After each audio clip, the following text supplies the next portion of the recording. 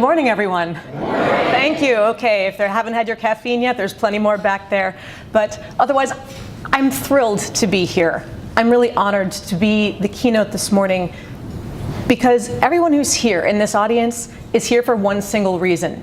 You all work for incredibly important causes, providing invaluable services to people across the country and beyond. But you can't do it without the financial support of generous donors. So the question then becomes, when there are so many people out there trying to vie for the same dollars, how do you get more people to say yes to you? The short answer is, you have to master the 3 C's of vocal executive presence. Be able to command the room, connect with the audience, and close the deal. To do that, there are a few key principles you need to remember, but it all starts with a mindset shift.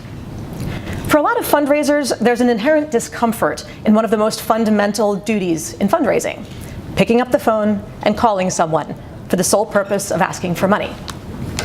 There can be a feeling of awkwardness, a dread that this is maybe not a call that people are looking forward to receiving. Oh gosh, it's another person asking for money, which can make you start to worry, will they feel like I'm bothering them? And even, should I be better at this? Well, this is where the mindset shift needs to take place. Because you cannot think about fundraising in terms of asking for money. Asking is a question. Asking a question like that puts them in a position of power over you. It frames the situation as, I'm asking you to be so kind as to help me.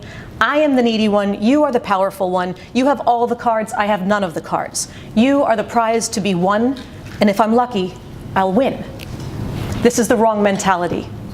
When you communicate with any donor or prospect, your job is not to ask a question. Your mission is to speak, to lead. Your goal is to get them to see you as a leader whose vision they want to follow. You are in the position of power. You are inviting them to join you on a mission, and there's no other mission they'd rather be on. In order to help them see that, you have to find your leadership voice. Your leadership voice has 2 parts.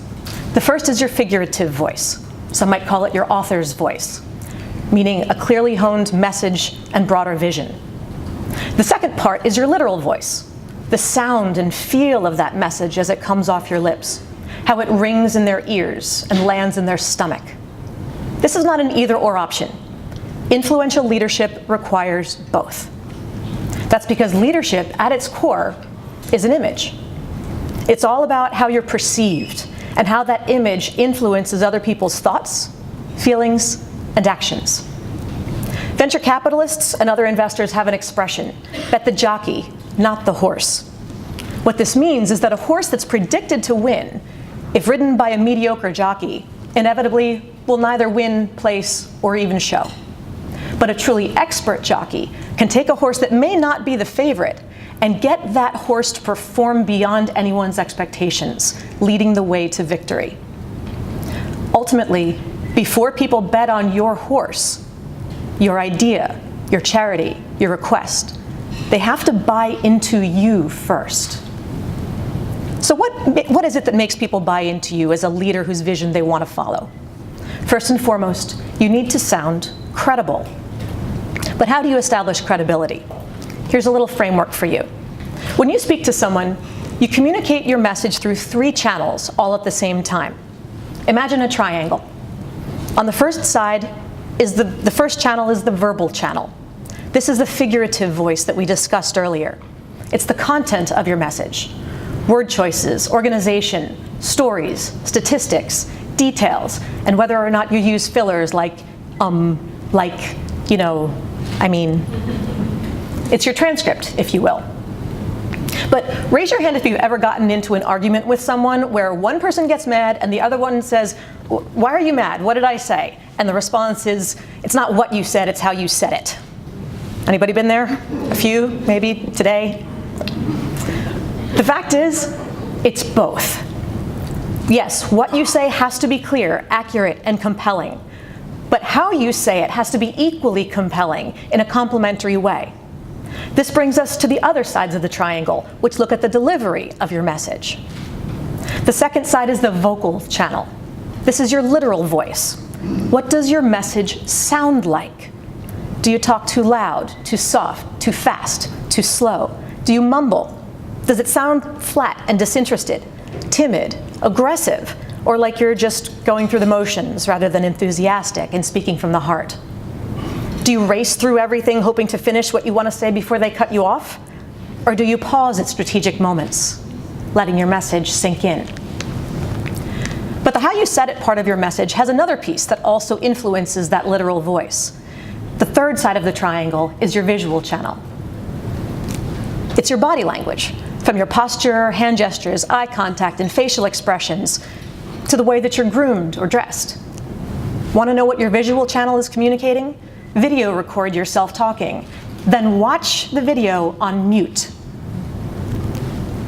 What's most important in establishing credibility is that all three channels are reinforcing each other. In the course of a single conversation, your words, voice, and body language may need to project confidence, sincerity, passion, empathy, gravity, friendliness, and more, depending on the context. You can only accomplish this when all three channels are in alignment with each other at all times. The problem is that more often than not, we don't realize that we're not in alignment. Research shows that when what you say doesn't match how you say it, your audience gives vastly more weight to your delivery than to your actual content when they're judging you and your message and your credibility.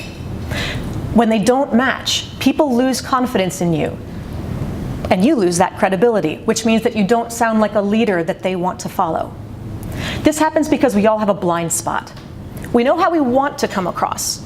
We know how we think we come across, but we are not as clear on how we actually come across when we speak. Don't believe me?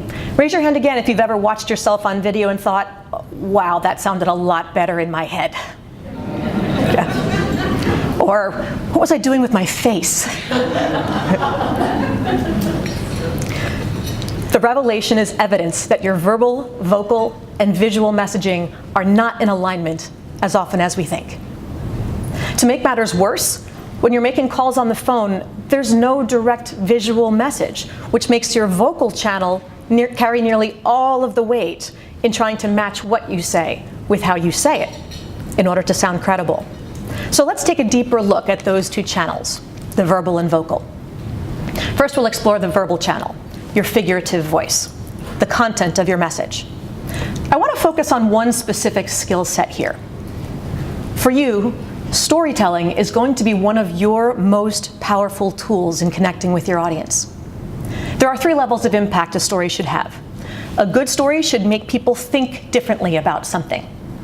A great story will make them feel differently about it. But a truly inspiring story will change the way people behave as a result of it. What makes a story so powerful? You have to find a way to make it relatable.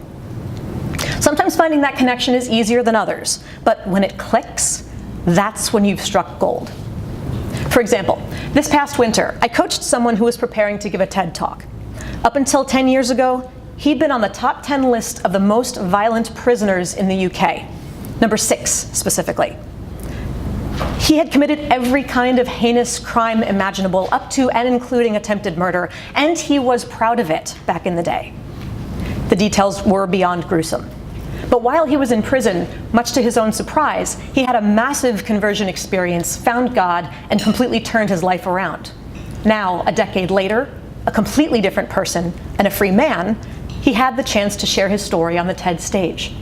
So one day we're talking about how to frame his story, and he asked, rather dubiously, how do I make being in maximum security prison relatable? Reasonable question. Now, while he might not have been able to get the audience to relate to the incarceration itself, he was able to share some other details, like having been mercilessly bullied as a child, which helped the audience to understand and relate better to how his journey began, because bullying is a problem that tugs at everyone's heartstring in modern society. But sometimes it's even the smaller details that offer a glimpse of relatability in their humanity. When I asked him to tell me about his conversion journey, he said that it all started when one day the guard told him to go see the chaplain. He wasn't religious, he had no interest in God, but he also had nothing better to do, so I figured he'd take a walk. He went down to the chaplain's office, and realized that he'd walked in on an alpha meeting, which teaches Christian formation for male inmates. Now, this was the last thing he wanted to participate in, so he turned to leave and was about to walk out the door when another inmate whispered something that would forever change his life. He said, "Hey, if you stay, you get cake." Now, at first, I wasn't sure I heard him correctly, so I checked. Cake? He said, "Yeah, cake. You don't see a lot of cake in prison," so I stayed. And week after week, he went back to that meeting for one single reason. Cake. That was the unexpected beginning to his conversion journey. But think about it, how relatable is that? Whether or not we've had a religious conversion, how many of us have been persuaded to do something that we really did not initially want to do because of the promise of a little reward, like candy or pizza or a cocktail of some sort, or cake? In that moment of pure humanity, inside that hardened criminal shell, we saw a glimpse of the innocent 5-year-old in each of us. His story completely captivated his audience. And what was his call to action? What behavior was he trying to inspire? To trust that with the right opportunity, people can change. Because there's a little cake-motivated child living inside of everyone. And our job is to find her and give her a second chance. That's the power of the verbal channel, your figurative voice. It's the foundation of your vision and message. The next step is to master how you say it, delivering your story in a way that grabs hold of your listener and won't let go. This is where your literal voice comes into play. The second channel, the vocal channel, will determine whether or not you convince me that you can get the horse across the finish line first. Let me share 3 common vocal pitfalls to avoid as you're running toward that finish line. First is what's known as vocal fry. For example, do you tend to start strong but then kind of trail off at the end of your sentences and have this croaky, throaty, gravelly voice? If I do that, do I sound really inspiring? Of course not. Sounds like maybe I was interested at first, but then as I got going, I started to second guess myself and maybe have some doubts. It also sounds like I'm not really interested in being here. Maybe I just woke up and I'd rather be doing something else. I'm physically present, but not mentally. I'm just going through the motions. The problem is, if I don't sound like I'm enthusiastic about my own point, why would you be? Use good breath support. Breathe from the diaphragm and allow a full stream of air to flow past your vocal cords, letting the ends of your sentences be as strong, powerful, and meaningful as the beginnings. The second pitfall is called upspeak, which is that pattern where it sounds like you're asking lots of questions, even when you're not, because you're inflecting all those question-like tones at the ends of your phrases and sentences. Now, maybe you don't raise it quite as much, so it just sounds like monotonous droning. But either way, it gets really annoying. And nobody wants to follow someone like that. But regardless of how high you go, those little upward glides in pitch are actually implying tag questions like okay, right, you know, all of which have one sole purpose. They are begging for affirmation. They sound like I need you to tell me that you believe that I'm right, that you think that what I'm saying is okay. Well, if I'm calling you and asking you to validate me, that doesn't sound like I'm very confident in my own message. So if I'm not confident in myself, why would you have enough confidence in me to entrust me with your money, of all things? Make sure it sounds like you are crystal clear in your intention. Your inflection should imply, I'm making a statement. You need to make sure that you use your voice with a declarative tone, letting your voice drop at the ends of sentences if you want to sound passionate, enthusiastic, and confident. Pitfall number 3 is the run-on sentence. It's particularly important because if you can avoid it, you can also most likely avoid the first 2 pitfalls as well. Don't you hate getting an email that's one giant run-on sentence with 1 period at the end and 1,000 commas in the middle? Well, that's the way most people speak. And it's just as exhausting to listen to and process spoken run-ons as it is to understand them when they're written. Even when people are reading from a script with periods written in, the delivery often sounds like it's a run-on sentence, and that tends to sound like you're disorganized or self-conscious and maybe even frantic, which completely undermines any effort of projecting confident leadership. Just like we need to see periods, we need to hear them too. Finish your thought and add that vocal period at the end, letting your voice drop. Then pause. That's the vocal equivalent of the space bar after the period.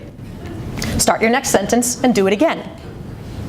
Pauses allow the listener's brain to catch up with their ears and digest what you're saying. Plus, they allow you to breathe, enough to avoid vocal fry, and those downward periods help you avoid upspeak. Altogether, you project a sense of calm and control, which inspires your listener to have more confidence in you. So vocal fry, upspeak, and run-on sentences are the 3 pitfalls to avoid in projecting leadership in that vocal channel. By the way, guys, don't fool yourself into thinking that vocal fry, upspeak, and run-on sentences are just a millennial female valley girl kind of a thing. It is not. Men and women, older and younger, educated and less educated, professional and non-professional, of every background, fall into all 3 of these habits from time to time. They just don't realize it because of their blind spot. And it's equally destructive to everyone's credibility and leadership image.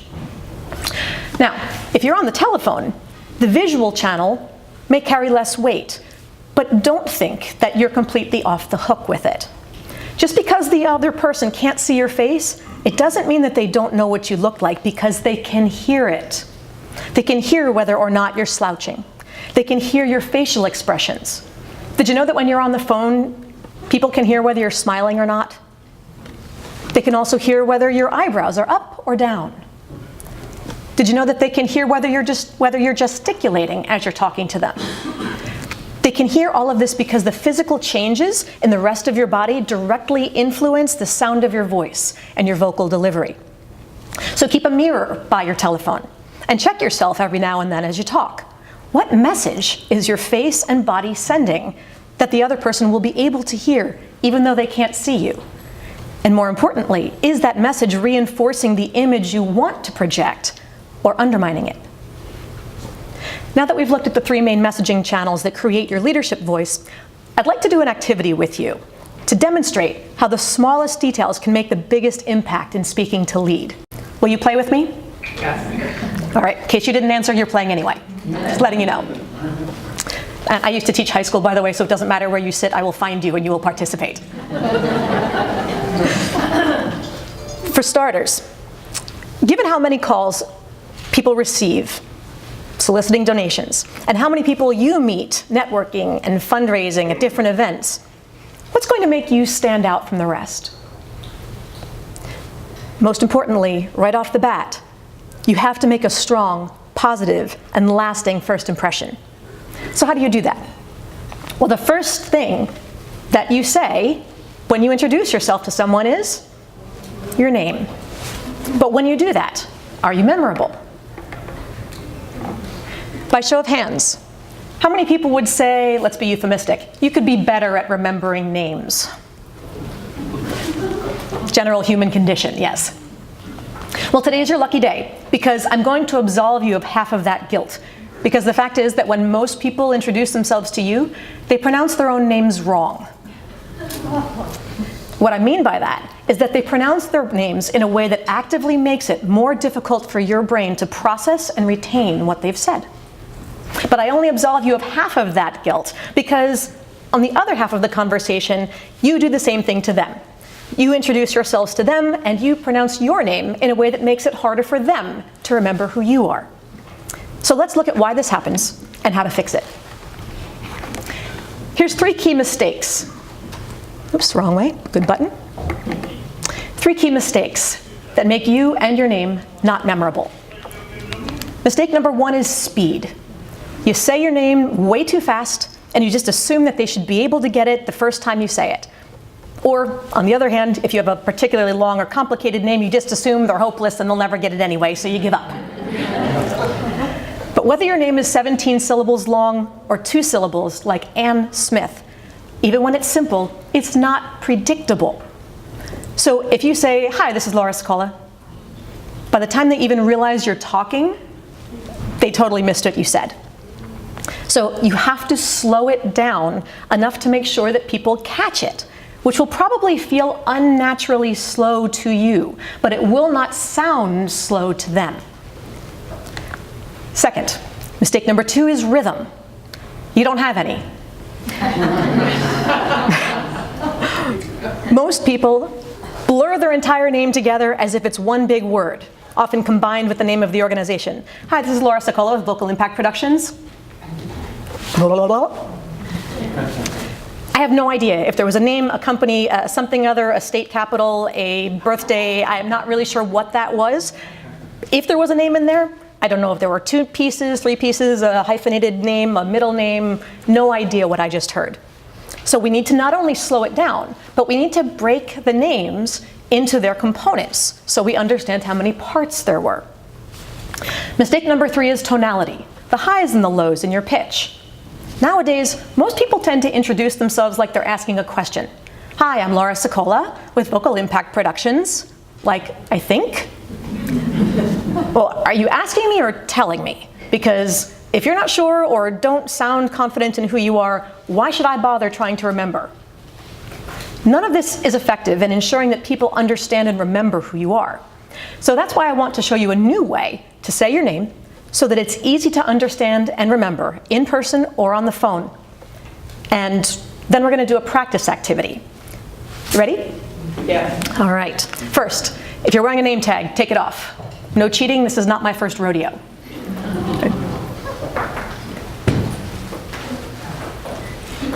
Okay. So, remembering those 3 rules, slowing things down to begin with. When you say your first name, you want your pitch to go up. It's like saying, I'm not done yet. So everybody hum that with me. Again, Okay. Then at the top, you're going to have a little tiny pause. That little break in sound acts as a word boundary and lets people know, okay, data point number 1 has been received, prepare to receive data point number 2. Then on your last name, your pitch is going to fall. It's like saying, and now I'm done. There's your little vocal period. Everybody hum that with me. Again, So your regular pattern is break, Remember, put that break in the middle. Now, if you've got a middle name or a hyphenated last name, it's up, hold, and down. Up, hold, and down, making sure there are those breaks in between each piece. So when I introduce myself, I'll say that my name is Laura Sicola. Laura Sicola. Say it with me. Laura Sicola. The ego boost is completely coincidental, I swear. Now it's your turn. All at the same time, I want everyone to say their own name 3 times following this pattern. This is your warm-up. You ready? 1, 2, 3. Again. One more time. All right, shake that out. Good job, good start. Does anybody think their name does not work? There's always one person who's like, yeah, mine doesn't work, it's broken. No? All right. So here's what you're going to do. In a moment, I'm going to set you free, and you're going to stay more or less in your general vicinity, but I want you to introduce yourselves to 2, maximum 3 people whose full names you do not know. And you're going to use this exchange. The first person is going to introduce him or herself and say, hi, I'm Laura Sicola, or whatever your name happens to be. Following the pattern, watch your speed, watch your volume, intonation, breaks, etc. The second person is going to repeat and confirm what they heard. All they have to say is, you said Laura Sicola, right? And you need to add that right on the end. I'll explain it in a minute. Hopefully the answer is right. Now, if it's too quiet, if they can't hear because there's going to be a lot of noise, if it was too fast, just ask them to say it again, something like, I couldn't hear you, or just, can you speak up, just so people understood why you need the repeat. However, what you will not do is this. Hi, I'm Laura Sicola. You said Laura Sicola. with those inflected questions. And that's why you need to say the word right at the end of that second line, because this is a confirmation check. You are verifying that you understood correctly, but part of the blind spot is that we don't realize when our voice subconsciously has that upward inflection. So I want you to be mindful of when you want to ask a question, ask the question. Verbalize the question. Don't just let your voice subconsciously do it for you. It's a habit that we need to break. So you have to ask the word right, or else your brain will naturally inflect it. I want you to learn to control that. So if someone says to you, "Hi, I'm Laura Sicola," you're not going to go to the next line. Instead, your response is going to be, "Try again."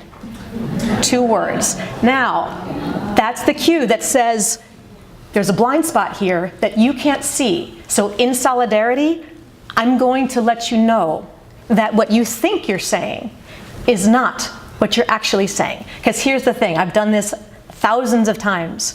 About 30% of you will do the wrong one. But you will only hear it when you hear someone else do it wrong. You will not hear it when it comes off of your own lips. It is almost magic. So much like requiring someone else to tell us when we've got spinach in our teeth, we need others to tell us when we're doing something that we can't hear, okay? Because we want to make sure that we're able to project the best image. So again, if you hear the wrong, either, "Hi, I'm Laura Sicola," or you said Laura Sicola, what's your response going to be? Try again. That's the hint that this is the nature of the problem. Again, if it's volume or something else, too fast, then you can say something else just to let them know, I didn't hear you, something along those lines. Just asking for that repetition. But the goal is always to practice the pattern. So let's do a quick warm-up. And everybody who's sort of on this side of the room, which is, I guess, your left side, you're going to be A. People on this side of the room, you'll be B. We'll do one quick warm-up, then we'll switch, and then I'll set you free to practice on your own. Ready? This side, all together, you're going to insert your own name. We're going to practice it. Ready? 1, 2, 3. Hi, I'm B. You said... Right. Beautiful. Swap. Ready? Group A. 1, 2, 3. Hi. You said. Right. Beautiful. Okay. Any questions? All right.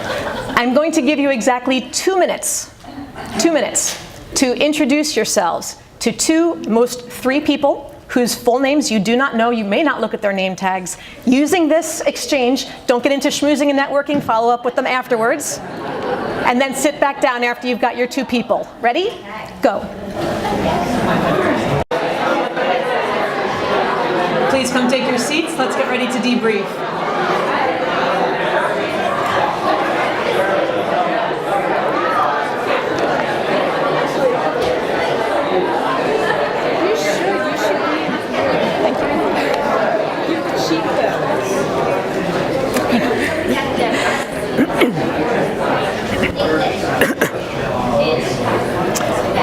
All right.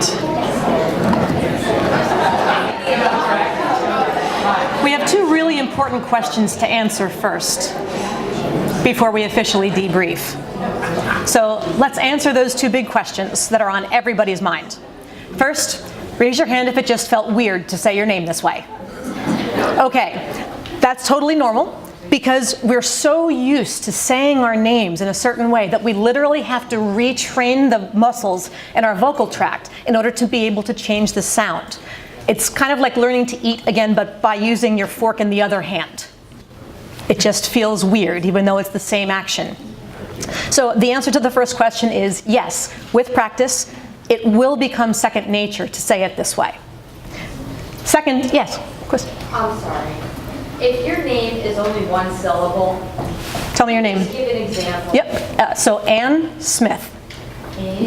Ann Bob Jones. Okay, thank you. Sure. Any other questions? Yeah. What if they keep getting your name incorrect? And how many times do you just say? So that's a whole other question. Let's talk afterward, because the question is, why are they getting it wrong so many times? And it's probably a combination of the 3 things that we just addressed. So let's talk after. Okay. So second and more importantly, The answer to the question that's really nagging at you, again, is yes. With practice, you will eventually be able to do it this new way without doing this.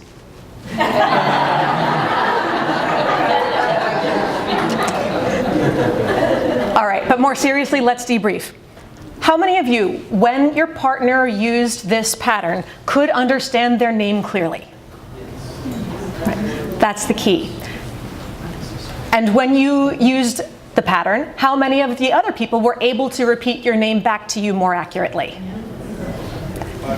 This is the one thing, of all the things that I teach, that people make a direct effort to come back and tell me what a massive difference it has made. That they don't have to repeat themselves on the phone 5 times and all sorts of other little details that get in the way of starting that relationship. But beyond the name, what's the implication? The point is that if changing little details in your vocal delivery can have such an impact on something as simple as your name, imagine the influence that you could have if you were that deliberate and strategic in delivering your message every time you opened your mouth. When your message is crystal clear, your story is relatable, and your vocal and visual delivery drive it home, you will have mastered the 3 C's of vocal executive presence and be able to command the room, connect with the audience, and close the deal. Find your leadership voice and find your power. From now on, when you make a phone call, don't call to ask. Speak to lead, and lead your donors to helping you change the world. Thank you.